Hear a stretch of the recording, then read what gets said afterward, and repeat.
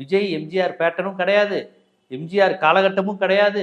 எம்ஜிஆருக்கு இருந்த அந்த லீகல் அந்த அனுபவம், அரசியல் அனுபவம், இது மூணுமே இல்லை. இந்த 3 காரணிகள் தான் எம்ஜிஆர் ஜெயிக்க வச்சுச்சு. அந்த 3 காரணிகளும் விஜய்கிட்ட இல்லை.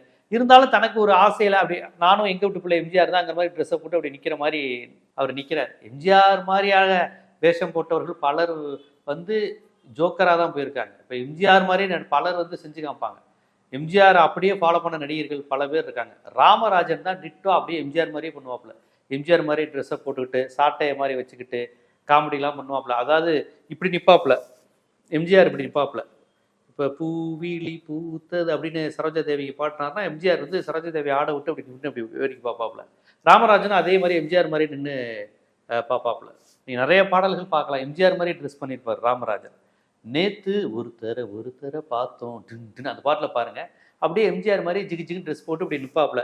அப்படியே கிராஃபிக்ஸ் டிங் டிங் டிங்னு அவர் அப்படி நிற்கிற இடம்லாம் மாறி வரும்.